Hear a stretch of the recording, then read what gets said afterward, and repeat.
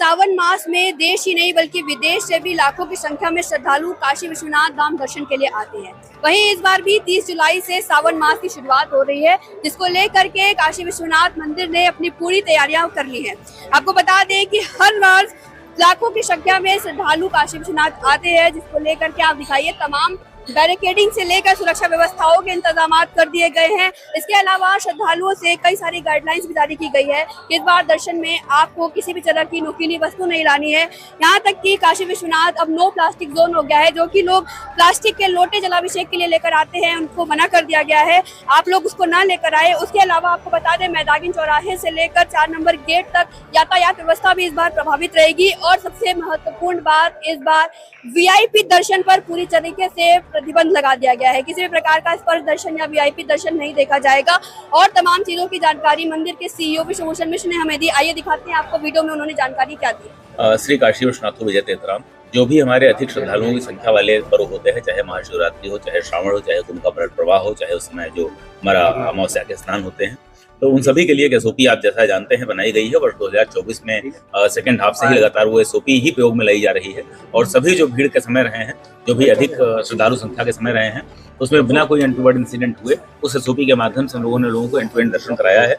कोई अनहोनी घटना नहीं घटी है। वही SOP हमारी पुनः लागू रहेगी। उसी प्रकार जिगजैग लगाए जाएंगे, एंड टू एंड जिगजैग रहेगा। प्रवेश और निकास के निर्धारित मार्ग रहेंगे। 6 मार्गों से प्रवेश निकास की व्यवस्था रहेगी।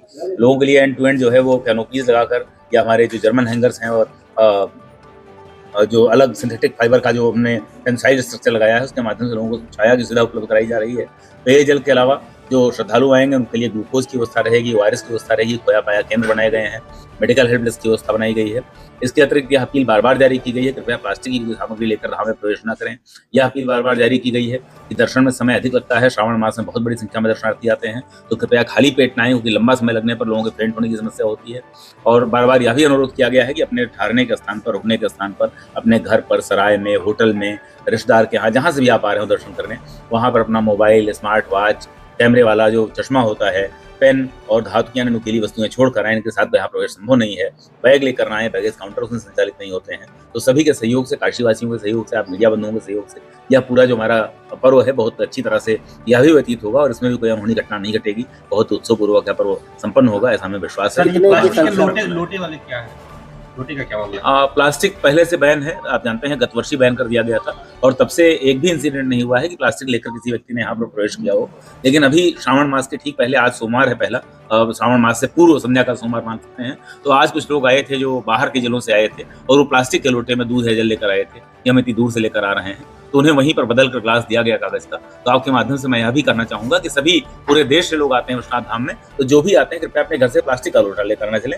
यह धाम प्लास्टिक मुक्त क्षेत्र घोषित हो चुका है।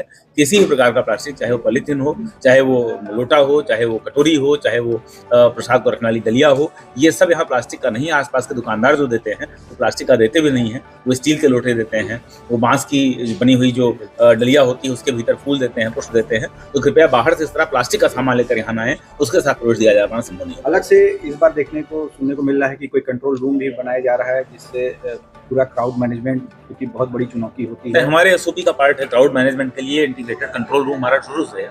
2024 से इसका जो SOP के माध्यम से इसको ऑपरेशनल किया गया, जिसमें हर घंटे में भीड़ के काउंट के अनुसार जिगजैग से संख्या को बढ़ाना, घटाना या ड्यूटीज को डायनेमिकली चेंज करना, ये सम्मिलित किया गया है। उसी के अनुसार हम लोग इसका संचालन। इस बार पूरे सावन माह लगभग कितनी संख्या में श्रद्धालुओं के आने की उम्मीद है? जैसा पिछली बार तुलना में बताया जा रहा था कि दुगने या 1.5 गुने तक श्रद्धालु आ सकते हैं। अधिक संख्या के बारे में मैं कहूँगा, अभी तक जो हमारे पास धाम का लोकार्पण होने के बाद से जो आंकड़े हैं, उनमें 1,63,00,000 अधिकतम आंकड़ा रहा है और 65 लाख नहीं होगा। तो इस वर्ष भी हम लोग 80 लाख से 1 करोड़ के बीच में श्रद्धालु आएंगे, यह अनुमान लेकर, और उसकी तैयारी के साथ काम करते हैं। तैयारी, उसके बारे में प्रशासन को कार्रवाई करनी चाहिए, ये राज्य का विषय होता है। और जो लोक भावनाओं को भड़काने का कार्य, धर्म स्थल की अवमानना का कार्य है, वो पब्लिक ऑफेंस है। उसमें स्टेट जो होता है वो कंप्लेनेंट हो सकता है। इसके बारे में भारतीय न्याय संहिता में स्पष्ट प्राविधान है और नॉन अवेलेबल ऑफेंस भी है। तो जो भी लोग इस तरह का कार्य करते हैं, ये प्रशासन उचित समझेगा और ये देखेगा कि वास्तव में इसके कारण अवस्था उत्पन्न हो रही है, उन पर कार्रवाई की जाएगी। कई बार कार्रवाई इसलिए भी नहीं की जाती क्योंकि वैसे तो इनकी आवाज़ न कारखाने में तूती की आवाज़ है, वो झूठ बोल रहे होते हैं, उसमें सत्य का कोई अंश नहीं होता, लेकिन आप कार्रवाई करने पर आ जाएंगे तो अनावश्यक रूप से प्रसिद्ध हो जाएंगे।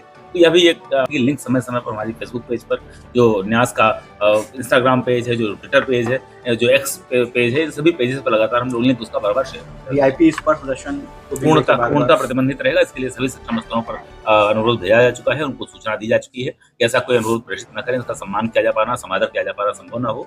इसके बाद भी अगर भीड़ कम होती है, इसकी संभावना कम है, तो निश्चित रूप से हमारा कार्य, न्यास का कार्य क्षेत्र जो है दर्शन कराने का है, रोकने का नहीं है। चाहे वो काशीवासियों का दर्शन हो, चाहे श्रद्धालुओं का दर्शन हो, चाहे विशेष अनुरोध का दर्शन हो। तो यदि भीड़ कम होती है और हम सुरक्षा, सभी श्रद्धालुओं की सुरक्षा को सुनिश्चित करते हुए सुविधाजनक दर्शन किसी को करा सकते हैं तो कराएंगे, परंतु इसकी संभावना जो गत वर्षों का अनुभव उसको देखते हुए कम नहीं है।